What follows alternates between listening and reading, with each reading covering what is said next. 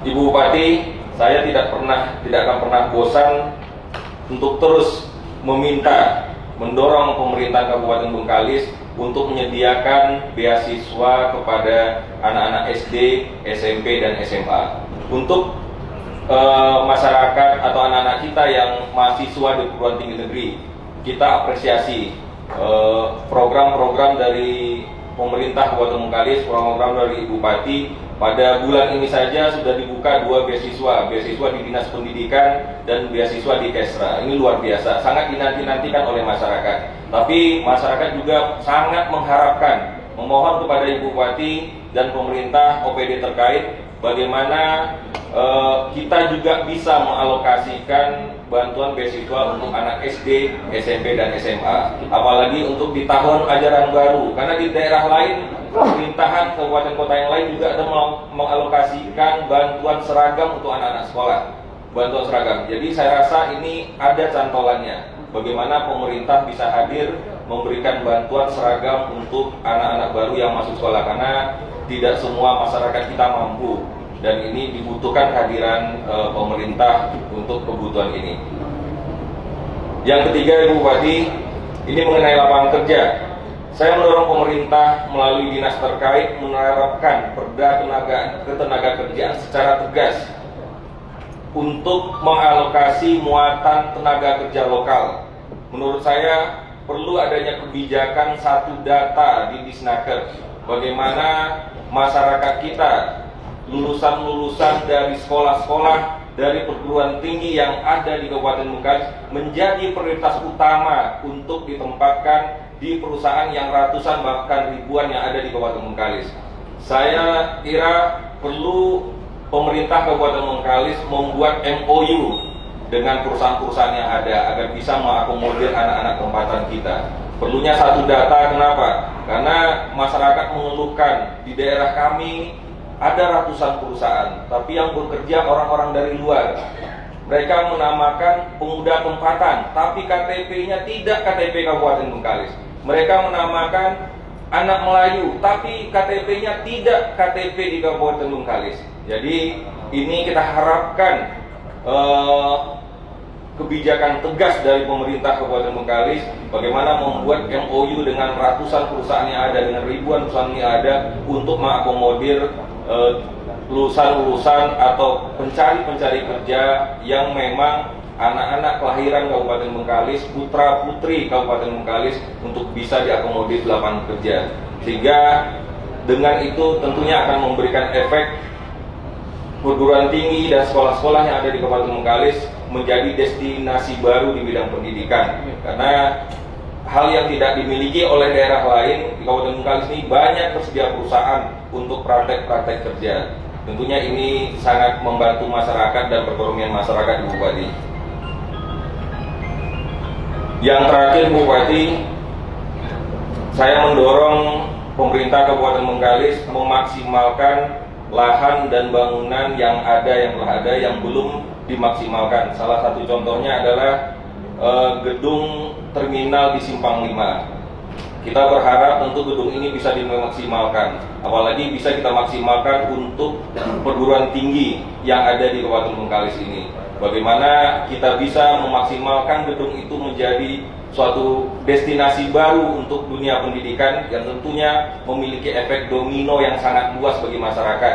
Akan hidup kos-kosan di daerah sekitarnya, akan hidup usaha-usaha kuliner dari sekitarnya. Tentunya ini akan berpengaruh terhadap perekonomian yang ada di Kabupaten Bengkalis. Bagaimana kita lihat di daerah lain, bahkan pemerintah kabupaten kota lain menyediakan lahan yang luas untuk universitas-universitas di provinsinya bisa membuka kelas jauh di daerahnya, sehingga ini akan memajukan daerah yang akan dibuka perguruan tinggi itu dan memberikan efek ekonomi yang luar biasa.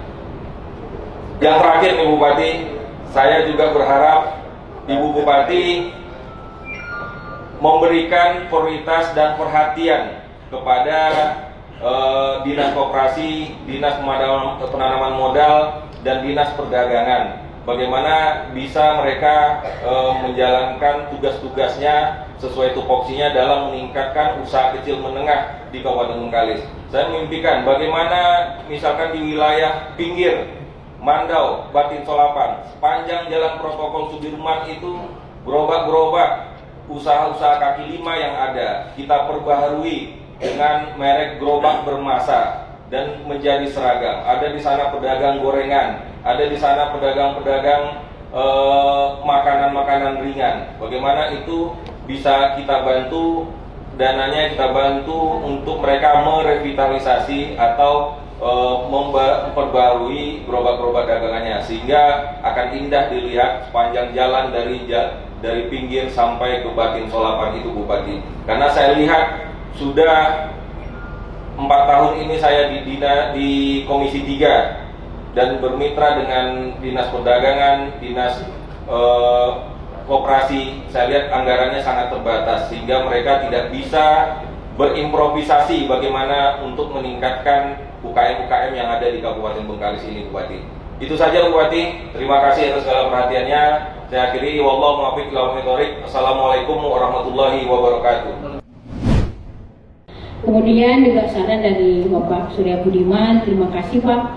Kita juga sama-sama menyadari bahwasanya polemik guru P3K ini bukan hanya di kita saja, tapi seluruh Indonesia. Dan kami sudah berkoordinasi dengan pihak kementerian, terutama tentang penempatan yang tidak sesuai dengan tempat yang setelah. Tapi ini menurut informasi adalah berdasarkan usulan dari daerah, terutama dari operator sekolah masing-masing. Dan secara regulasi nanti kami juga akan berkoordinasi dengan pihak kementerian bagaimana mencari solusi agar mereka yang sudah ditetapkan jadi pegawai P3K ini bisa melaksanakan tugas dan fungsinya dengan sebaik-baiknya. Karena ketika diletakkan di tempat yang tidak ada yang sudah double gurunya atau tidak ada kegiatannya, tentu saja ini tidak memaksimalkan tugas mereka sebagai pegawai P3K pada saat ini. Dan kami juga mohon nanti sama-sama kita ke kementerian mencari solusi bagaimana nanti supaya kita bisa meletakkan pegawai yang telah diangkat menjadi tenaga administrasi atau tenaga guru yang ada di Kabupaten Bengkalis sesuai dengan penempatan dan keahlian ilmunya di bidang masing-masing. Kemudian juga untuk lapangan pekerjaan kami juga setuju untuk satu data, terutama untuk anak-anak daerah yang telah melaksanakan sekolah atau sudah menamatkan kuliahnya. Karena mungkin melalui dulu kartu kuning, sekarang kartu pencari kerja, bisa mungkin kita data kembali karena tadi juga berdasarkan nomor NIK atau KTP. Nanti bisa dibikinkan satu data dan kami akan memerintahkan Kepala Dinas Tenaga Kerja. Dan untuk itu kami juga berkoordinasi dengan perusahaan, makanya kami sering memberikan sebuah dukungan dalam bentuk memberikan pelatihan kepada anak-anak kita sesuai dengan permintaan dari perusahaan-perusahaan yang ada di Kabupaten Bengkalis. Kemudian juga kami mengucapkan terima kasih tentang saran masalah lahan, terutama yang di terminal di kilometer 11. Dan kalau tak salah saya sudah MOU dengan Politeknik Bengkalis. Mereka ingin memakai itu sebagai untuk tempat pelatihan dan kami sudah memberikan aset tersebut sebagai pinjam pakai ke Politeknik untuk bisa dimanfaatkan. Tapi mungkin perlu dana untuk merehabnya, mungkin di situ masih terhalang. Jadi nanti kami akan berkoordinasi lebih lanjut sejauh mana Politeknik Bengkalis bisa memanfaatkan aset yang telah kami berikan ini.